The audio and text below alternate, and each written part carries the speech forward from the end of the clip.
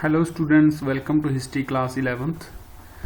Students, in recent video we have discussed about the areas which were captured by Roman Empire in their time.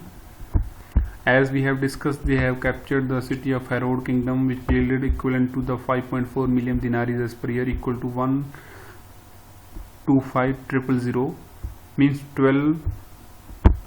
1,25,000 kilogram of gold. The denarius was the Roman silver coin containing 4.5 gram of pure silver. So it means the Herod kingdom was very powerful in their economic status, and Roman acquired this or conquered this area for their economic purpose. In fact, now we will start. In fact, except for Italy, which was not considered a province in these centuries, all the territory of the empire were organized into provinces and subject to taxation. मतलब ये सारी territory, Italy को छोड़कर बाकी सारी territory को province का दर्जा दिया गया था और इनके ऊपर टैक्स लगाया गया था.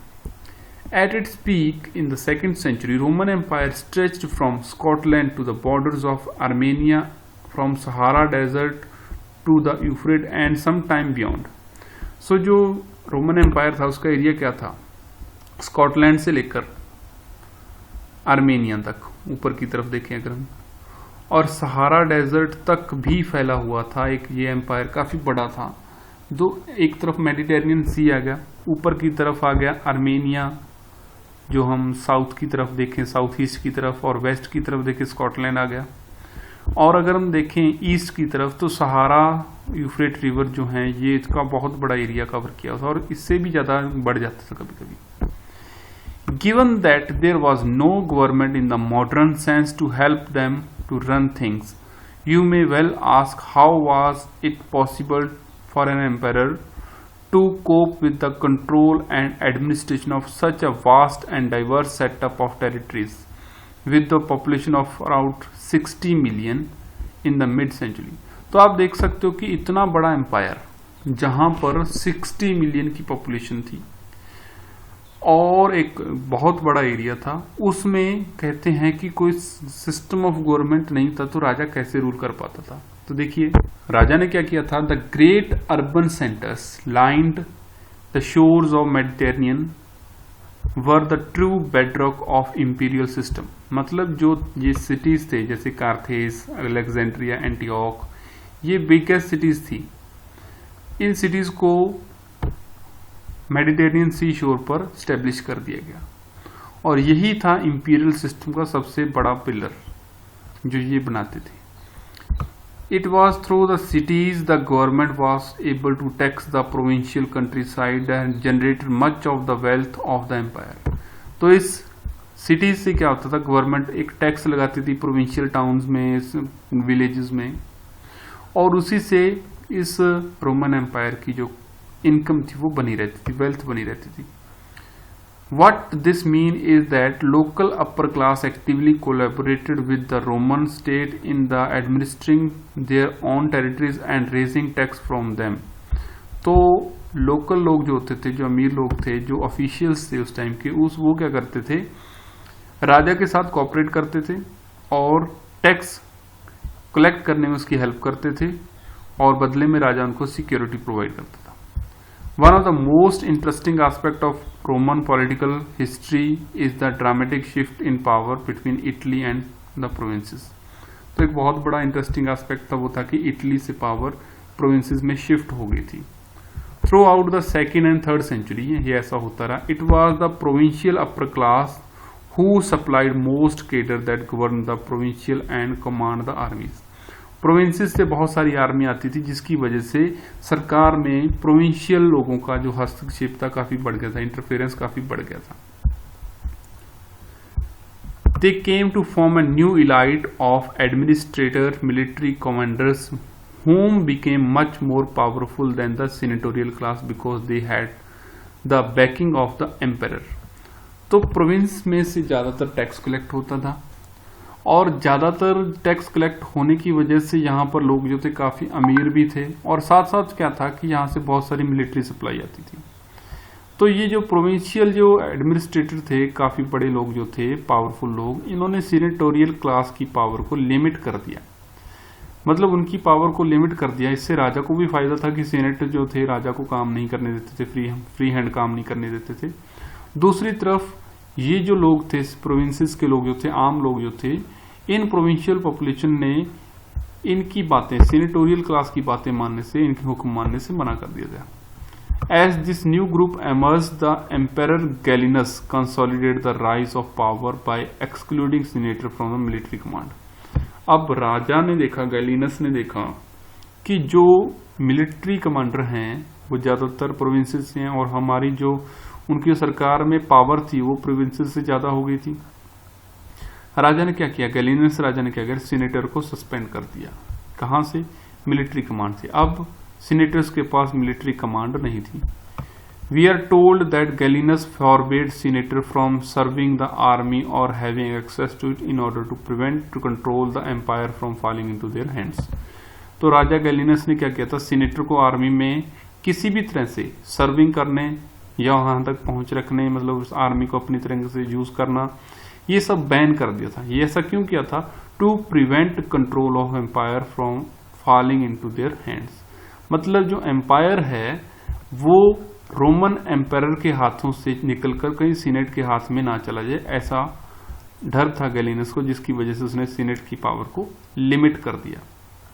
अब देखिए to sum up, in the late 1st century, 2nd and 3rd early century, the army and administration, देखिए आपने देखा था 1st, 2nd और 3rd सेंचुरी अर्ली एम्पायर था।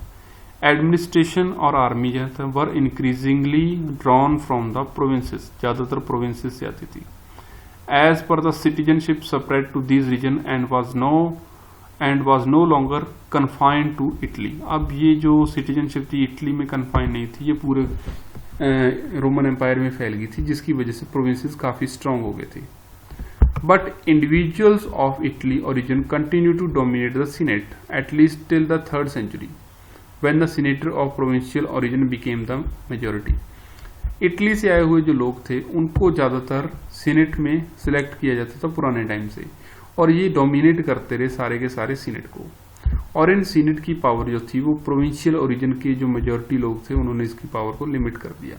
मतलब इटली प्रोविंस के ओरिजिन के जो लोग थे उनको रोक दिया गया। These trend reflected the general decline of Italy within the empire. तो मतलब इटली जो कंटेंट था, इटली एक पावरफुल सिटी थी, उसका नाम जो था एम्पायर में धीरे धीरे फेड होने लगा। मतलब इटली की पावर धीरे धीरे कम होगी। And the rise of new elites in the wealthier and more urbanised part of Mediterranean such as south Spain, Africa and the east. ये सारे जो शहर थे इनमें भी अर्बन इलाइट जो थे, यहाँ यानी कि शहरों के बशिंदे जो थे वो काफी ज्यादा पावरफुल हो गए। The city in the Roman sense was an urban centre with its on magistrate, city council and territory containing villages which were under its jurisdiction. तो सिटी रोमन एम्पायर में क्या था, जहां पर एक टेरिटरी हो, मजिस्ट्रेट हो, काउंसिल हो, सिटी काउंसिल, और एक बहुत सारा एरिया बड़ा हो जहां पर उसका ज्यूरिसडिक्शन चलता हो, उसको कहते हैं city. Thus, one city could not be in the territory of another city, but villages almost always were. गांव जो थे एक दूसरे की हद तक पहुंच सकते थे, एक दूसरे की हद में इंटरमिंगल हो सकते, लेकिन शहरों में ऐसा नहीं था। Villages could be upgraded to status of cities and vice versa. शहरों को गांवों में और गांवों को शहरों में बदलना, तब्दील करना ये चलता रहा। Usually as a mark of imperial favour, one crucial, देखो जो शहरों का गांवों में बदलना या गांवों को शहर में बदलना, ये काम किसका था? ये मतलब एम्पायर का था। जो गांव वाले राजा के साथ अच्छा संबंध रखते थे उनको शहर में जगह दे दी जाती थी, मतलब उनको शहर बना दिया था उस गांव को, और जो नहीं राजा की रिस्पेक्ट करते थे, राजा के साथ अच्छे नहीं थे, उनके शहर को गांव बना दिया जाता था। One crucial advantage of living in city was simply that it might be better provided for during food shortage and even family than the countryside. Famines और food shortage में countryside की वजह लोकल जो एरिया था, यानी कि cities का जो एरिया था, वहां पर रहना easy था क्योंकि access to food easy थी। तो ये था city life of Roman Empire। उसके बाद देखिए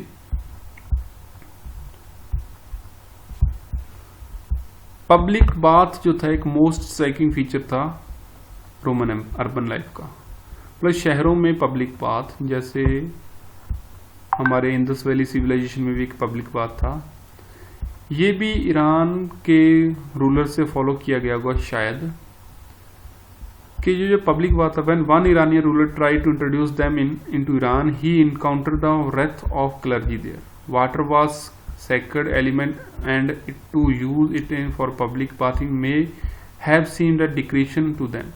तो ईरानियन रूलर ने इस तरह का सिस्टम, इस तरह का पानी जो था अपने जगह ले जाने की कोशिश की, लेकिन वो फेल हो गई।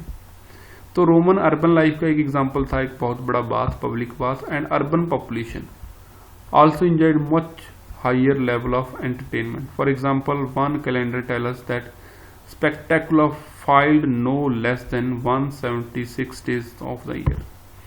तो मतलब लोग जो थे इंजॉय करते थे, मतलब कैलेंडर में बहुत सारे ऐसी जगह हम बताई गई हैं, ऐसी सेलिब्रेशंस बताए गए जिसमें लोग सेलिब्रेट करते थे। तो ये सिटी लाइफ के बारे में डिस्क्रिप्शन थी रोमन एम्पायर के। नेक्स्ट हम पढ़ेंगे द 3rd century क्राइसिस, ये हम नेक्स्ट लेक्चर में पढ़ेंगे।